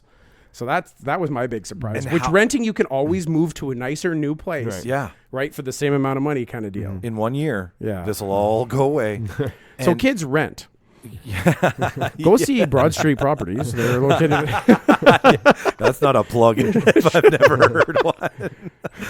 But no, it's totally true. Like, and I got that shock because Shauna would tell me about how she had to put the sump pump in the basement. And she was underneath the stairs hauling pails of mud out. Like, yards of mud came out of that basement. And I'm like, if I had a home, like, younger, right? Not now. Like, if I had a home now, I would have been like, hey, you got to do it, right? Yeah. But if I had a home at 18, 19, 20, oh my God, I'd have been like, fuck, let the water flow. Like, who cares, right? Because you have no barometer for how that can swing so badly the direction. You got foundation issues. You got to go dig those up, right? Like, I believe houses build economies. Like, the more people who buy a home, the more the economy benefits. The water guy gets paid, the plumber gets paid, the electrician gets paid, the contractor gets paid, the city gets paid. Like, houses are this little, like, biosphere of money into the economy. How many services just for where, because you have to build a new street, and then that street has to be kept, and that street has to be paved, and it has to have garbage collection, and it has to, so suddenly that's just, as places grow, then the jobs that surround to service all that stuff grows. And the real crazy thing about it is we still had to pay school tax and had no freaking kids. I hate that one. Hurt the most. I was like, okay, so why are we, like, I get it. I have kids in Welcome to school. a socialist economy. I know, right? There's a good comedian that it might be Jim Carrey. I could be misquoting though, who says basically, given the choice of paying school taxes for, even though I don't have any kids, I'd rather pay them for the privilege of not having to live in a neighborhood of morons. Okay. All right. Yes, so it does you do have some perk, not as invested in interest as if your kids were there. Sociologically speaking, it is. Yeah, it does pay to educate the people. It's worth it. Frustration. What was like your favorite thing about owning your home? Like the first month where you were like, because you turn my stereo up. Because you 'Cause couldn't do that worked- even in an apartment, right? No, You couldn't really crank the stereo. But as soon as I lived in my own like freestanding house, I'm like, fuck this, turn the TV up, turn the stereo up. Dude, it's super Make fun. as much noise as I want to make. I've lived in apartments. It's a 70-30 split. And I have been a horrible apartment person when it comes to volume of the television until me and Shauna moved into this place. Yeah. Because at 10 o'clock, we turned the volume down. Before, I would have it at like 40 at 11 o'clock at night, right? And, the cheaper building products these days are not solid concrete walls. So, like, someone's being forced to listen to me watch Lord of the Rings for the 50th time at midnight coming off a bartending shift, right? I don't care, but I've realized here, walking down the hallway now, being made mindful of it. I'm like, you're totally right. Like blasting your music and we came from a house, so we would blast the TV and it's that change that you don't see coming. I'll tell you what I don't miss from apartments is walking down the hallway and smelling everybody else's smells. Like you walk by, you're like, oh, they're having fish for dinner. And I live on is that stew or is that dog food? Yeah. It's kind of like all flavors of the Slurpee in one cup. Yeah. Except it's for you. But I live in a hallway that makes some seriously good food. Like my apartment, there was an East Indian and also like a Middle Eastern family, and you could walk through one and then you could walk through the other. I'm like, I need to get to know these people. But that smells amazing. That's not necessarily a good thing either, because if you're coming home to only cheese slices in the fridge, then you resent all your neighbors, right? He comes over with like a casserole of cheese covered matzo sticks. Yeah. Can I have some of your curry? How about please? we trade dishes or something? Actually, when you said that, I pictured it differently. I pictured like the East Indian family walking by my door going like, matzo sticks. That smells amazing. They weren't allowed to have it growing up, exactly. Right? But it was a mix of that for me. It's like, oh, it smells horrible. Oh, that smells amazing. Like, there's no way my dinner's going to smell that good. Exactly. And then you're ordering skip the dishes. It's a real slot machine. You never know what you're getting. Yeah. So that was the nice thing about community living and the shitty part about community living. Yeah, it's a double-edged sword. Yeah. I never had a problem living in buildings. It's kind of interesting having neighbors and getting to know them. And it is, yeah. And we have a eclectic array of neighbors in here. Some of them are very nice. Some of them will give you the whole neighborly hello down the hallway, and other of them they're like part of what's the witness relocation program. Yeah. Right. Like they will look you in the eye and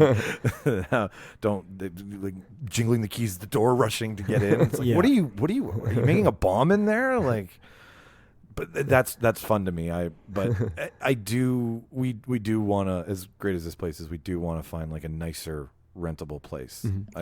We may, if we ever go back to a house, I do want to genuinely go back to a house that when the time presents itself, like when we're ready to do it, we will. But we would have small house, big property. Yeah. Like, you talked about that. You're like a land person, right? We're a land big backyard. Big backyard, ambiance, lights, trees, and like one bedroom house, one bed, one bath, like everything. If we could somehow take this and turn this into a house, Right. it would be great. It'd be absolutely great. See, I'm torn on that one both ways because it's the seasonal nature of it. Like I'd rather have a bigger house, maybe with like a huge screened in sort of porch patio area that I could also sunroom, like enjoy in the winter. Because having a beautiful yard is great, but if I'm only going to spend 4 or 5 months in it, then it's kind of like, nah, I want to spend my money maybe on a nice palatial sort of living area, open kitchen, dining room concept sort of thing where you can like spend value time in there too. So I'm kind of torn. Like, I think we should all do the Mormon thing where we all buy a house by each other and we just have like connecting backyards.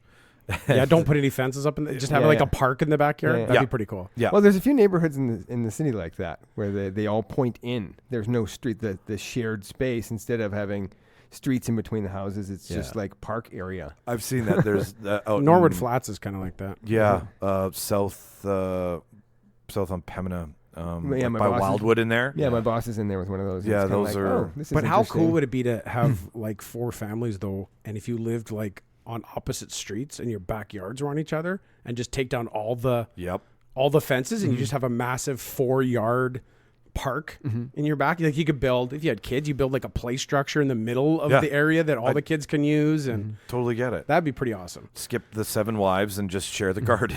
I think I saw Maybe. there's a property I used to drive by here where somebody said that was a family, and then the grandparents bought the house like on the next bay, but directly backing onto them in a new development, and then they just didn't put a fence up in the middle, so the kids had this huge 2 long Wow. and so they had their house, and their grandma and grandpa lived at the end of the park that was your backyard. Like that would be perfect. Running over to grandma and grandpa's Yeah. through the backyard and playing in between. That's so great. That's good. That takes some planning. Whoever came up with that, let me tell Yeah. you. See, my long-term plan of like living arrangements that I'd like to have is I would like to buy something it would have to be well outside of the city, because I want something big. Like I want some property where you can have some trails you can walk. I want something that's on rivers, like on water. And you wanted to raise goats, right? Yes, goats, mostly goats. Can I raise chickens on your property? I think I hear chickens and goats are. Chickens are awesome. They Goats get can along go very F great. themselves. I'm raising them just for slaughter day. But no, so something that's kind of I would like to have a sort of an ultimate home, a final home sort of thing that I can retire in. And I wouldn't mind it being, I mean, it's got to be outside of the city, because otherwise that's a $10 million place here in the city kind of thing. Yeah. But I grew up out in the bush kind of thing. So I like having a big piece of land you can go and explore, and like you don't have to go to the park to enjoy nature. Like you can It's just, yours, it's yeah. yours, you're here, you're there, you set it up and do whatever you want sort of thing. I could live like as and- long as I was like 20 minutes, half an hour outside of the city, and When I'm not outside working, once I'm not working, an hour is fine. yeah, Yeah. but like outside of where I'm working, like if I worked in say the south end of some place, I would want to be 20 minutes outside of the south end. I don't want to be If 20 I'm minutes outside in the north Yeah, end. if I'm still working, it's a going different thing. I south. would want it, like I could live an hour away as long as I Yeah. wasn't working. I wouldn't want to do that hour there and back I don't every day. think I want to be outside the city particularly. I could take it either or. My desire is to be inside the city, but I could live far enough outside where the noise gets quiet. And I really like the pocket that I found, and there's You've other got a little pretty awesome spot pockets there. in the city that Dude, are like yeah, that, yeah. where you can kind of find like a little piece of rural inside the city limits. Yeah, it's right there, but it's all the old trees. There's like 6 parks within 3 or 4 blocks. It's ridiculous. Like, Yeah, and and some like of them are big. The Yeah. majority of the people you live around, Mark, are in their elder years, and Yeah, you have people that New like families my and neighbors are like retirees. in their 90s. yeah. Right? Or a young family that moved in across the street that likes likes the neighborhood. I swear to God, you could look down my backyard or my back lane, and you'd swear you're just in like a country road. It's gravel with like no fence on one side, just trees. It looks like a country lane. Yeah. And I'm 10 minutes outside of Country downtown. roads. So I found a really nice location. Yeah. It came along with not the biggest house in the world, not the newest house in the world. Like I had a new, larger house before, but the location wasn't anything grand. Yeah, and I guess you realize that some things like the new big house. The new big house will burn in 3 minutes. The new big house are made very cheaply, right? They're potentially, yeah. They are made to like unless you are like if you're moving into like a Bridgewater Yeah. or like a blah blah blah estates or something like that. Those houses are designed to go ticky tackies, right? Yep. They're designed to go up fast and they're designed to go up cheap, and they're made to look valuable and good and sturdy, but Yeah. they're not. The only time you can get that is if you really want to oversee your own construction and then be like, no, I Pay for things like bigger joists and every little miniature detail. like get outside what's code, right? Yeah, Because nobody in the housing game is making it above code, right? Like they're all doing it for code or less. If they do it for more, then they have to pay more. Then it's more out of their pocket. Right. And I don't know if anybody here would ever be building a house in the future, but I'll give you a piece of advice that I learned from building a house is that when they're at the end framing stage before they do any drywall, you get to do the walkthrough. Get somebody who builds houses to come do a walkthrough with you.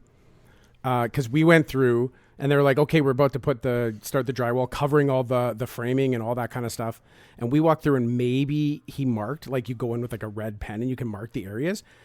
And he marked like 30 things that needed to be changed and fixed before. And I would have had no clue. But it was everything from like no insulation and not enough ribbing like in corners. So it would just... and no vapor barrier or yeah, whatever. one of our corners, it did... like you don't realize if this isn't made properly, like... all there is 2 layers of drywall and siding on the outside that's between you and 40 degrees below. And I had one corner in a brand new house, freeze solid in the corner because there was no insulation behind it. And how is that code? How is that legal? Like, I mean, everything in my life I've pretty much learned from some TV show / movie or another way. And homes on homes, like, I mean, the TV show's made to look like he's coming in to save the day, but really it is all about cheaply made shit. Yeah, and sometimes people cutting corners. And sometimes code is minimum, right? Yeah. Minimum sucks. Right? Minimum always sucks, Like, right? do you want to go to the doctor that just passed? I don't want no name chips. Well, and also that inspection is a big part of it. Like, here's the code. Places like that corner aren't to code, but the inspector didn't happen to look at that corner. He went, yeah, this seems about right. He's not going to tear through the place with a fine-tooth comb for 6 hours. But when it's your house, you are. He's got like 5 minutes per house to do. Like, Yeah. this all seems about right. This looks pretty good. This is new construction. Whatever.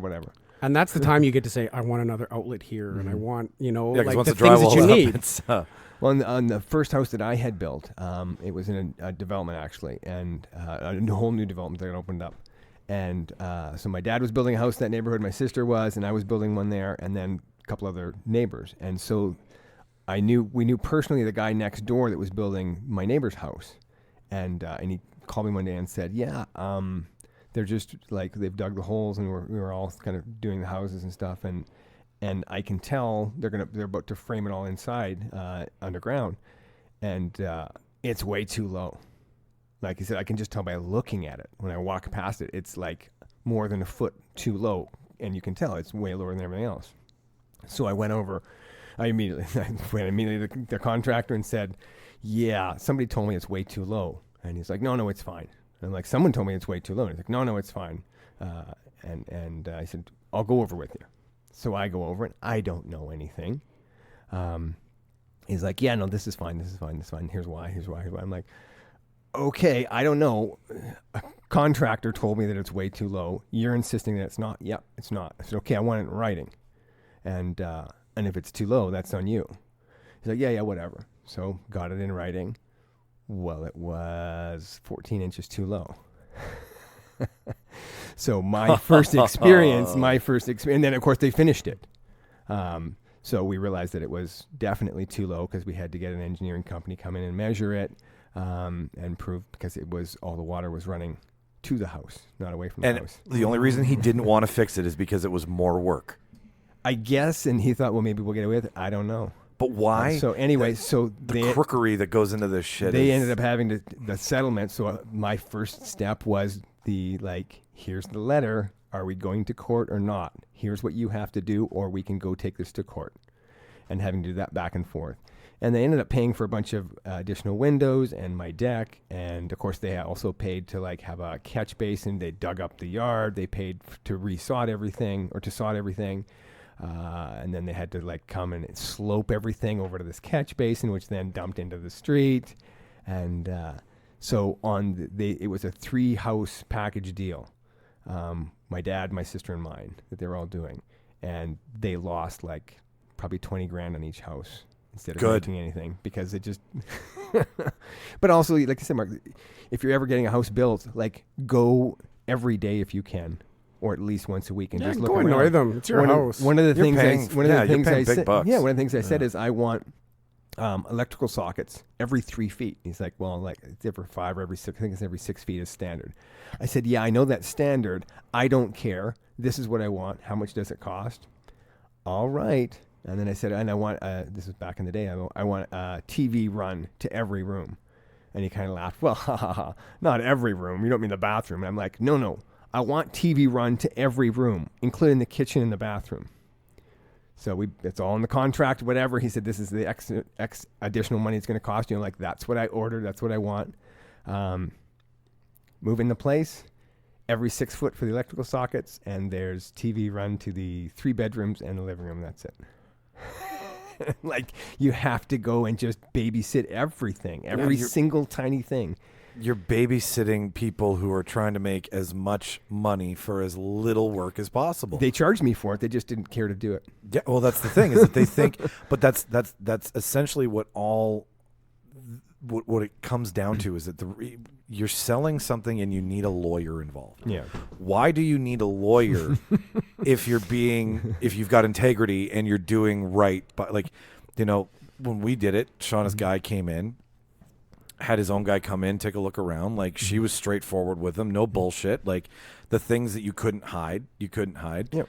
And yeah, like, I don't understand why all of this trickery and tomfoolery goes into, like, not like, if you're going to build a home, if you're going to charge somebody this much money, you need to do the best version of it possible. This is a imaginary world I'm speaking of. just so you know, I don't think that this is possible, but I wish it was. And I guess that's why I still have a thing about houses, right? Because everybody's trying to offload this thing they don't want anymore for the better thing, because the better thing is out there, and but just buy your forever home. So what haven't you done in housing, so to speak, that you wish you would have? Is there anything that, like, anywhere you didn't get to live, or that you don't think is maybe going to come to fruition, that you kind of regret not going after more or something? I would have liked, like, if I should have known better back then. I would have liked to have lived somewhere else for a while, just because I would have liked to have traveled to a place and lived in that place. Oh, like abroad. Abroad, yeah. Okay. Live abroad. I lived alone in the military. I lived alone here. I lived with people in different places, houses, apartments, dog houses, you name it. I really would have wished I would have gone and lived in Paris for a year. Or when you were younger. When I was younger. Yeah. Definitely, for sure. Right. Because now it's like, if you're going to go live in Paris for a year, well, you use your job to get you there. Yeah. Like, if United Rentals opens up a branch in Paris and they want to pay me 3 times what I'm making, and I can afford to move the 2 of us, I'm going. Rather than when right? you're like right out of high school, you just go over there and you find a job and you rent a flat with. Yeah, you pick fruit in Australia Yeah. for a year, right? That kind of thing I wish I'd done. And like, telling myself anything else when I was younger about living, I would have. I would have changed the situation. Like I said before, I would have definitely changed how my first apartment went down, because that was the domino effect for a lot of tough lessons learned, until finally one day, and I learned slow. And I learned painfully. I'm not like, I'm a quick study when it comes to like, put this podcast gear together and figure out how to do that. But I learned life lessons at a toddler speed. So knowing what you do now, would you have taken the car over the apartment? Yep. 100%. If you had to do it again? 100%, because I would have had the freedom without the responsibility. Yeah. Right. But I had all the responsibility and no freedom. Like, I didn't. And that car you would have had for longer than a year. Oh, 100%. And that car I wouldn't have had a rabbit. I wouldn't have had a coke problem. I wouldn't have, like, there's so many things I wouldn't have done that if I had just lived in Beausejour. Can all be tracked back to that one fork in the road. Yeah, 100%. Well, the one street in Beausejour actually is what we can attach it back to. And I probably would have just been cleaner. Like, not like, just, I guess everything that you look back on, you're always like, well, I would have researched this more. But truly, I would have been like, okay, where do you pay the phone bill? Right. Where do you pay the cable bill? Our minds don't work that way at that age. Yeah, no, they don't at all, right? Which is why this is so much fun, because it's like, what if you haven't learned anything, you can't tell your younger self what you should have known.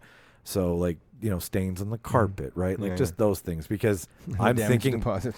I'm thinking about all the times that I would date a girl and she would come over and I'm like, I can't. Did you guys ever see the episode of Friends where Ross goes home with Rebecca Romaine Stamos was the special guest star? Okay. Very pretty girl with an incredibly messy apartment. I don't remember that. I, at one point, like never that, like it was so bad that like you couldn't see the furniture or the clothing. And then her pet something jumps inside of a chip bag and Ross kills it with a racket because he thinks it's a rat. You know, like not that infested, but like I can't imagine how some of these women must have been like, Right.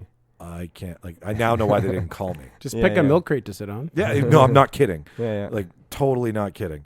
I decided that I didn't need chairs. I just needed sofas all the way. Like, it was just a large sectional in the living room. What about you, Mark? What would you tell young Marcus? You know what? I would have maybe lived alone before. I definitely would have lived alone at some point before getting married or whatever. I regret, like I went to university at UW and it wasn't a campus. So I just stayed at home and lived at home and went to school. I always regretted, or I had to do it again. I would have gone somewhere and got the like living on campus experience. Because I always thought that'd be a really cool university experience, like actually living in a dorm or something. That's and cool. University life, Yep. I think that would have been a really cool living experience. It's a once in a lifetime opportunity. For Yeah, sure. Like, right. You don't get a second chance. You can't do that at 35 or 40 to go back to live with a bunch of 18-year-olds in a university dorm. So, How to give yourself an aneurysm. yeah. Like you hear stories about like people making grilled cheese sandwiches with like Matzo sticks? with like clothes irons, right? Because they don't have any. Yeah. You know, I think university life would have been kind of cool in that sense. I missed out on that because you can't do it again. And then somewhere in my living, and I don't think I'm ever going to be able to do it, I really wanted to live in like a real warehouse kind of condo. Like a lofty. A loft. Yeah. I always had dreams of like, yes, I want a big house and all these things with lots of room, but my dream place had always been for a long time is having kind of an old warehouse, big exposed beams, top floor, and then having like, in my dream, it's having like a spiral staircase in the corner of your loft that leads to a rooftop patio and garden, and you know that would have been green space. super cool. Yes. That was always my dream place, right? Yeah. Exposed brick inside and then have the rooftop sort of oasis. I'm sure you could find that in New York right now for about 8.9. The market's kind of tanked, so crappy maybe one. 8.2. Yeah. Okay. Yeah. Single bedroom condo. In South Soho. Yeah. What about you, Jason? My should have known better moment. Not living arrangements per se. I kind of did a little bit of all of that and was pretty happy with it. But it would be the mortgage thing and knowing, like at my age, I knew a lot more about finance than your average bear, and I still managed to trip up there and screw myself. Yogi, let's get some picnic baskets. Yeah. Hey, Yogi, let's pay too much interest for the rest of our lives. And so just like taking the time even before you want to buy, or before you're like a year before you're even going to be in the area where you could buy something, start getting that understanding and really know it inside out. And the other thing about it is that whole process is nobody realizes, I don't think at the time, that your banker doesn't know a fucking thing. He's an idiot. He's an order taker. He's just reading off a cheat sheet. He just wants to sign off that contract. And so the insane things we had to do to get approved on a mortgage with them was just insulting and stupid. And then of course when he said you should, when I insisted that I wanted a fixed rate mortgage, he's like, "Are you sure?" And I'm like, "Yeah, because I'm afraid of this." He's like, "Okay." He should have your said, job. Your job is to talk you out of that. Yeah, or give me more than two shots at it and be like, that over the life of here's why I'm saying this, Jason, because over the life of the mortgage, you are going to pay $80,000 or $90,000 more in interest doing it this way. Yeah. Do you still want to do that? No, I don't want to do that. You're right. So, but understanding that they're just order takers, they're fucking idiots for the most part. And they do not have your interest in mind whatsoever. Go into it knowing this person's job is to screw me as bad as they can. I kind of learned something like that when I bought mine, and I didn't know this, and this is maybe a little tidbit if somebody ever can use it, is that I had a friend that was a real estate agent, and we were looking for houses, and I said, I think we're going to go with a builder. We're going to build our own house with this company, right? They own the lots, and you get to pick from one of 6 styles kind of thing. And he says, okay, he represented me in buying a house that was about to be built. Right. And I didn't know that you could get a real estate agent to build a house. Right. So he came with us to all the meetings. He knew like the upgraded building codes. He negotiated more things in the build contract than we normally would have had, like larger support Things you wouldn't even know beams, to ask. like weatherproof wrapping on the basement, on the outside of the house, all these things that he learned along the way. And he walked us through step by step, scheduling our walkthroughs, all these kind of things. And he still took a percentage because normally when you just buy it from the place without an agent, they take all of the, like there's a selling agent for the company that owns the building rights. So they take the whole percentage of the sale, but when you bring an agent in, they have to pay that some percentage to that agent. They don't like that, I'm guessing. No. And they also don't like somebody who knows a bunch about the market negotiating with them, right? And they weren't super happy about it, but Like I get that. Your job in it is, your part in it is not to keep. And I think it made happy. my experience. People talk about how much a nightmare building a house was. It was a magnificent experience for me. I never had one single problem with it. Right. I didn't know you could get a real estate. I thought real estate was buy and sell only. I didn't think it was build. Yeah, because you're buying the house from the builder, right? It's just not built yet. So you get to basically say what you want. And he negotiated a whole bunch of stuff for us that I didn't even know I needed. Right. Right. And that included like pouring a driveway and negotiating that into the contract and all of those kind of Sod and all things, that right? stuff, maybe, Yeah. Things that you don't know. And that's what bothers me so much about this is that it's such a giant risk with so many, so much smoke and mirrors and deceitfulness because the guy who owns the land is involved, the guy building the house is involved. It's just it should be so transparent. Yep. Because it shouldn't be difficult to find a fucking place to live for 50 years. Right. Like if you're building your forever home, right? Yep. Then even more so, it should be easier because you're part of the process. You're not buying a thing that's wrapped that you can't see what the problems are. This is right down to the bare bones of it. Well, like for instance, in our case, they're like, "Oh, this bubble house, and this it includes the X amount of space of driveway poured concrete, blah blah blah."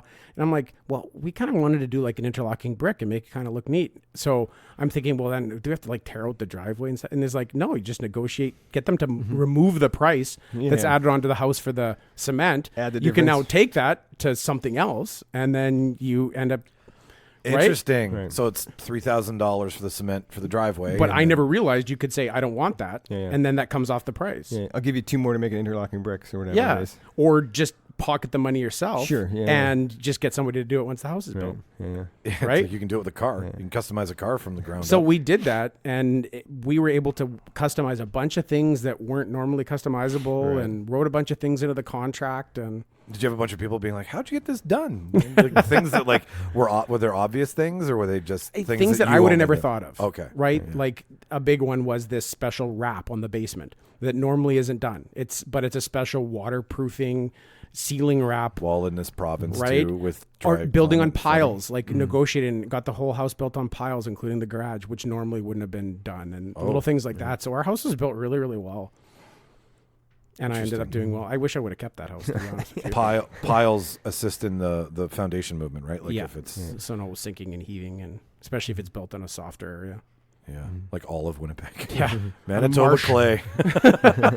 My other, I guess, should have known better moment would be just if you're looking at buying a house or building a house or whatever, to be open-minded about it and really ask yourself, should I be buying or should I be renting? What makes the most sense? Run a bunch of scenarios and don't just, I think at least my parents' generation and maybe even my generation, it's sort of pushed like you should buy a house, you need to buy a house, like that's how you get on with your life. Such sort of an thing. old way of thinking. And maybe that's true in your case, I have no idea, but just ask yourself both sides of that equation and say, maybe I don't ever want to do that, or maybe I don't want to do that at this point in my life. Or like Mark was saying, sometimes it makes sense, sometimes it doesn't.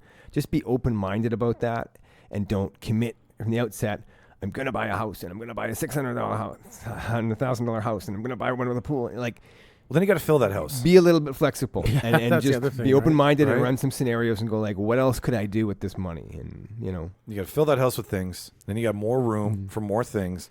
And then you got to fill that place with people. pay that tax bill every year. And even when people know something, like if you trust your dad, right, and his advice, well, what was true for him, It's right? not necessarily Right. true. What was Right. true even 5 years ago may not be Exactly. true today. You betcha. Right? And I had some very bumpy experiences with that. Yeah. Where what made sense to him, his lifestyle, where he was coming from, his experiences. The market was different when he made, was younger. It made a lot of sense for taxes him, were different. but it wasn't necessarily the best advice for me, Yeah. even though he's somebody who has my best interest in heart 100%. I didn't have it with a house, but my dad's like, you never lease a car. You buy, you get your money's worth. You never get anything back from it. And then I like bought my first car. I owned it for 5 years.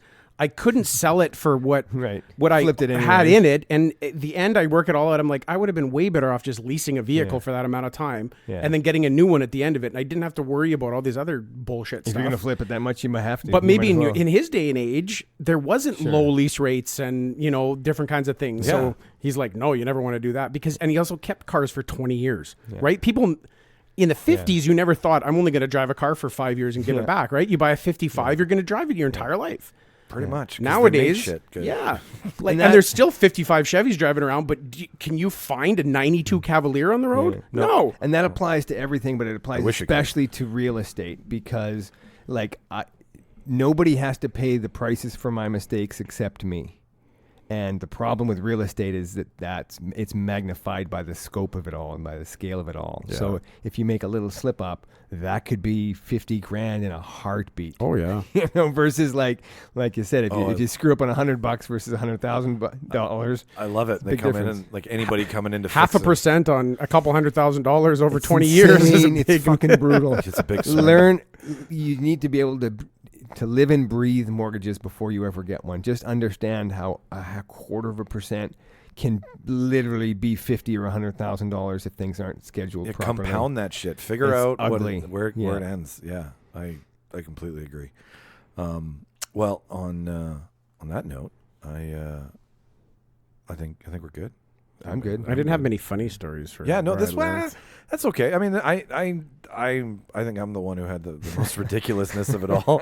But that's What was the rabbit's name? the Bounce? Come on. I'm not Bounce. kidding. Bounce. Her name was Bounce. It was lack of a better name at the time. I was like, oh, you jump. I don't even call you Bounce, and then I'll figure it out later. And then I never did. Yeah. So if this is your first time listening to us, please check us out online under our social media. You can find us online at Should Have Known Better podcast on Twitter. You can email us an idea at shouldhaveknownbetterpodcast@gmail.com. And you can follow us on Instagram under Should Have Known Better Podcast with apostrophe, not the have, because I got to use apostrophe on Instagram. Tune in the next couple of weeks. We'll have a new episode coming up online. I am Michael Petro, I am just Brett Fallman. Mark Cowell. and we are gone.